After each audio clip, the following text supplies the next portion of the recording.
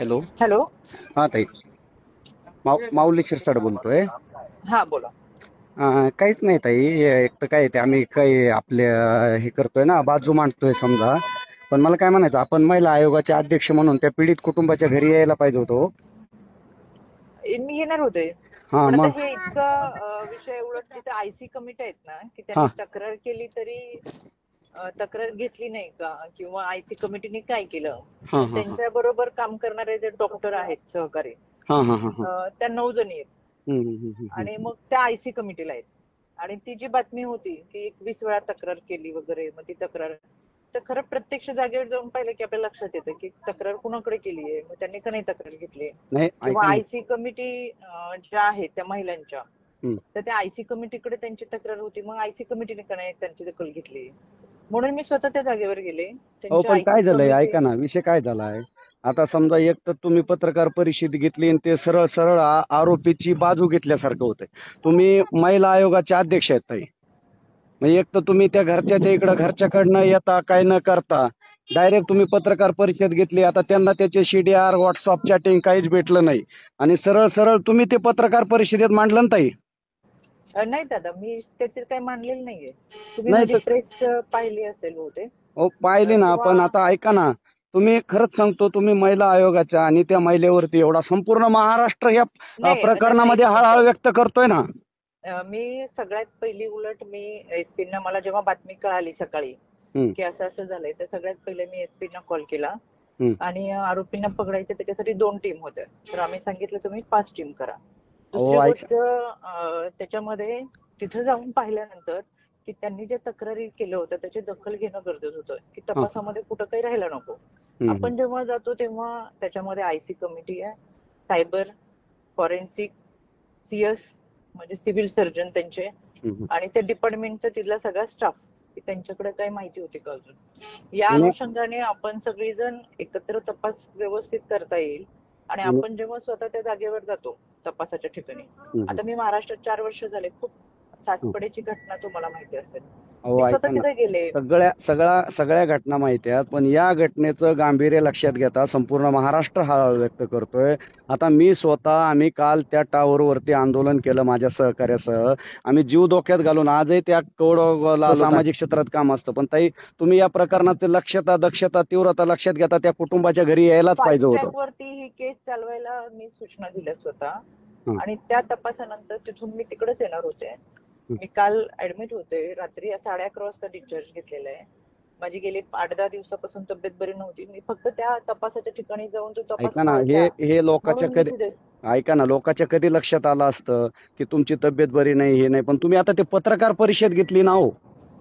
दादा काय होतं, आपण कुठेही गेलो तरी पत्रकारच प्रश्न विचारतो. मी पत्रकारांशी न बोलता गेले असते तर ती बातमी लागली असती. हा, पण तुम्ही पत्रकार आणि काय परिषद. होतं, आता माझ्याकडे 2 फायली मोठ्या आहेत. 100% माहिती मी त्यातली फक्त 10% मोघम नाही नाही, पद्धतीने तुम्ही आजारी काय आहे, तुम्ही तपास ऐका ना, होतो. तुम्ही आजारी आहे हे बरोबर आहे, आजारी असू शकता, त्याच्याशी नाही. पण आता हे कारण न पटणार आहे ना कोणाला, कसं की तुम्ही म्हणून मी दडदडीत कोणाला सांगत नाही, तुम्ही अहो, धनुभाऊंच्या बरोबर आहात म्हणून मी तुम्हाला सांगितलं, तुम्ही आणि बोललात म्हणून. आणि मी पत्रकार कोणाला सांगत पण नाही. आणि मी पत्रकार काय परिषद. सांगत पण नाही मी हा ना. आजारी किंवा काय आणि काय म्हणून. झालं ते आणि मी पत्रकार खास परिषद. त्याच्यासाठी शनिवार रविवार पण माझी तब्येत बरी नव्हती, आणि तरी मी सोमवारी. ती पत्रकार परिषद घेऊन तुम्ही पुन्हा ते दडदडीत आरोपीची बाजू मांडल्यासारखं केलंय ना.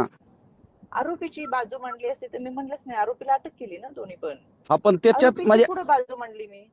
आता कसं आहे, तुम्ही दडदडीत सगळं सांगताय ना. आज नाही एवढं नाही नाही समजा, दादा, त्या ज्या त्या गोष्टी मी ती एक सांगितल्या. महिला होती, ती एवढी कर्तव्यदक्ष अधिकारी होती, आणि ती एवढं तिचं कर्तव्य बजावताना तिला एवढा छळ झालाय. अहो तुम्ही पहा, त्या निंबाळकर नावाच्या हे जे मुकदम आहेत ना, सगळ्या मुकदमाची सेम स्टोरी येत आहे. सगळ्या मुकदमाला कारखान्यावर नेऊन मारलंय.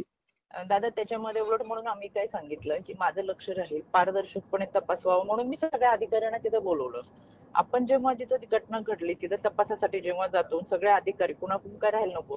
त्याच्या परस्पर मी अजून पत्रकारांना आवाहन केलं की तुमच्याकडे जरी माहिती काय असेल तरी द्या, आम्ही तो तपासामध्ये घेऊ, आम्ही लक्ष ठेवू त्या तपासावर. उलट तपास कुठे गहाळ होता कामा नये, अशी हा, आमची या पहिल्यापासूनची भूमिका आहे. प्रकरणाचं गांभीर्य आणि तीव्रता लक्षात घ्यायला पाहिजे. अक्षरशः बीड नाही, महाराष्ट्र पेटलंय हो.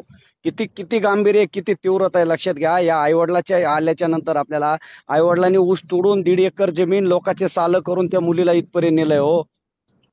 नाही बरोबर आहे. मला ती मी सगळ्यात पहिली स्टेटमेंट कुणाची असेल तर माझी आहे त्याच्या केसमध्ये. मी सगळ्यात पहिलं त्यांना सांगितलंय की 5 आपल्याला त्याच्यामध्ये पथक तयार करा. पथक आम्ही वाढवलेत की आता आरोपी लवकर सापडले पाहिजे. नाही लोकांचा मी एकदम एवढ्या म्हणजे ह्याच्यामध्ये लोकांचा मी ऐका ना सगळ्यात पहिली मी गेलेली व्यक्ती आहे तिथे. उलट का तर तिथं तपासामध्ये अहो तुम्ही ऐका कुठलाही ना, तुम्ही काय पुरावा झालं, आहे तुम्ही ती पत्रकार परिषद घेतली, कुटुंबाकडे आला नाहीत, मग सगळा रोष लोकांचा साहजिकच आहे ना तुमच्याकडे येणार ना. लोक म्हणायला लागले की रुपालीताई आता महिला काय आयोगाच्या अध्यक्ष होतं आहेत का. नाही पहा ना तुम्ही सगळ्या आता सगळ्या मीडिया ते सगळं तेच चालू आहे ना.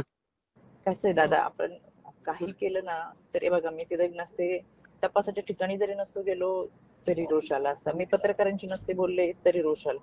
काय असं आम्हाला काटेरी पुढे घातलाय. जे पोलिसांच्या तपासाच्या ह्याच्यामध्ये आलं त्यातलं मोगम पद्धतीने तिथं पत्रकारांचा आग्रह होता. पत्रकार तर ऐकत पण नव्हते काही, की तुम्ही हे सांगा तुम्ही ते सांगा, त्याचं काय झालं, त्याचं काय होतं का. त्यांच्या प्रश्नांना मी एवढं एक वाक्य, तुम्ही माझी प्रेस पाहिली तर मी म्हणलं मी तुम्हाला सविस्तर सगळ्या गोष्टी सांगू शकत नाही, काही गोपनीय हे सुद्धा माझं त्यात वाक्य आहे. आणि अगदी मी 10 ते 12% की साधारणतः 4 दिवसामध्ये काय तपास झाला आणि आपण पुढे काय करतोय हे मोगम त्याच्यामध्ये साधारणतः एक मांडत असतो. आम्ही कुठेही गेलो तरी ती पत्रकारांनी माहिती विचारली की आपण त्याच्यामध्ये ते देत असतो. पण ह्याच्यामध्ये शेवटी आमची भूमिका मी स्वतः सांगितलं, पीएम रिपोर्ट 48 तासात आला पाहिजे. आता ही फास्ट ट्रॅक कोर्टात आम्ही मागणी केली. फास्ट ट्रॅक मध्ये आम्ही क्रिएट करतोय. जोपर्यंत फास्ट ट्रॅक वर येणार नाही तोपर्यंत आमची प्रोसेस आहे सगळी. त्याच्यामध्ये आम्ही ते फास्ट ट्रॅक कोर्टातून घेतोय. आरोपींना शिक्षा, आणि त्याच्यामध्ये उलट अजून कोणी काही त्रास दिला तर मी त्यांच्या बरोबरच्या महिला ज्या डॉक्टर होत्या त्यांना विचारलं की त्या कधी डिप्रेशन मध्ये होत्या का, त्यांना काही कोण बोलत होतं का, त्यांना नाही दबाव होता का. लोकांच्या दृष्टिकोनातून आणि लोकांच्या पाहण्यात एकच आलं ताई, तुम्ही महिला आयोगाच्या अध्यक्ष आहेत, तिथं पत्रकार परिषद बरोबर. घेतली आणि त्याची आरोपीची बाजू घेतल्यासारखं धडधडीत बोलताय तुम्ही. बघा ना मला तुम्ही. त्या आणि आरोपीची बाजू इथं तुम्ही त्यांच्या घरी कुटुंबाला भेट द्यायला यायला पाहिजे होतं ताई. तुम्ही महिला आयोगाचे अध्यक्ष आहेत ना, एवढं मोठं ते म्हणजे हे पद आहे ना, तुम्ही काय पक्षाच्या प्रवक्त्या किंवा काही नाहीत ताई, तुम्ही महिला आयोगाचे अध्यक्ष आहेत. बरं. तुम्ही आतापर्यंत खरं म्हणजे कुटुंबाच्या घरी आला नाहीत, हे काय केवढं शोकेन ते काय. ते कुटुंब संपूर्ण महाराष्ट्र सगळे छोटे मोठे सगळे सामाजिक आता क्षेत्रात मी काम तिथं कर. जिथं घटना घडली तरी तुम्हाला त्रास होतोय म्हणजे जरा हेच आहे. उलट नाही तपासाच्या ठिकाणी आम्ही जास्त, कारण की त्या कालावधीमध्ये लवकरात लवकर पुरावे सापडतात, लवकर माहिती मिळते. जास्त वेळ गेला की पुरावे बऱ्याच वेळा नष्ट होण्याची शक्यता असते. म्हणून सगळे एवढे अधिकारी बोलून तो तपास व्यवस्थित व्हावा, हे पण तुम्हाला जर नसेल